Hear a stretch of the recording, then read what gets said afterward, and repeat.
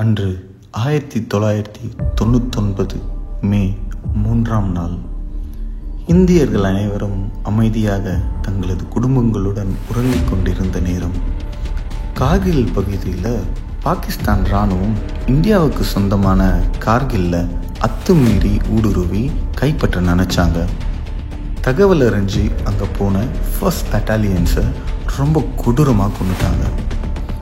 இந்திய இராணுவத்தை கோபம் தூண்டுற மாதிரி பல செய்கைகள் செஞ்சாங்க. முன்னறிவிப்பு இல்லாத இந்த போரால் நிறைய இந்தியன் சோல்ஜர்ஸ் இறந்தும் போனாங்க. அப்போ சரியான பதிலடி கொடுக்க ஆர்ட்டிலரி மற்றும் ஏவியேஷன் ட்ரூப்பை களத்தில் இறக்கி இந்தியன் ஆர்மி. கடுமையான போருக்கு அப்புறம் இந்தியா பாகிஸ்தான் இராணுவத்தை கார்கிலிருந்து அப்புறப்படுத்தினாங்க. அந்த போரில் வெற்றியும் அடைகிறாங்க. அந்த நாள் வரலாற்றில் அதிகமாக கொண்டாடப்பட்ட நாளாகவும் இருந்துச்சு.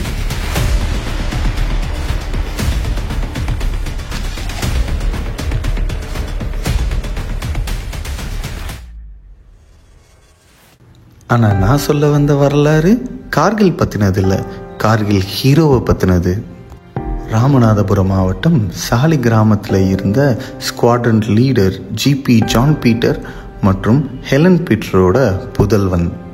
அவரோட அம்மா கிட்ட இருந்த எளிமை, பகிர்வாற்றல், தைரியம் மற்றும் அவரோட ஃபர்ஸ்ட் ஹீரோவான அவரோட அப்பா கிட்ட இருந்து பக்தி, ஞானம், நீதி, விவேகம், சாதுரியம், உடற்வலிமை, நேரம் தவறாண்மை, நேர்மை தவறாண்மைன்னு எல்லா நற்பண்பையும் உள்வாங்கிய ஒரு சின்ன பையன் இந்த தேசத்து மேலே தீரா பற்று கொண்டு எல்லோரும் வியக்கும் வண்ணம் பெரிய இராணுவ வீரனான கார்கில் ஹீரோ நம் சிறப்பு விருந்தினர் லெப்டினன்ட் கர்னல் சதா எஸ் பீட்டர்.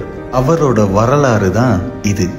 1999 கார்கில் வாரில் எதிரிகளை கலங்கடிச்ச ஆர்ட்டிலரி ட்ரூப் ஃப்ரண்ட் லைனில் பல சோல்ஜர்ஸுக்கு தலைமை தாங்கி பொறுப்பேற்ற மா வீரன்.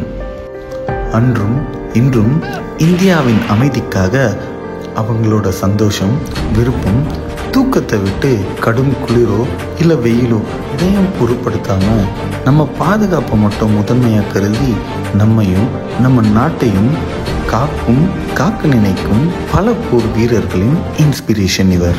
Wikipedia. There were 113 men on that post. A second generation military veteran having served with regiment of artillery and army aviation for 22 years in the army. He is a pilot, a traveler,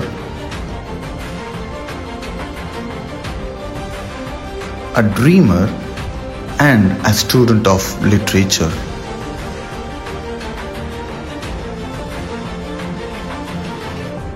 Kargil போரில் நீர் எட்டிய உயரம் சொல்லுக்கடங்காதவை.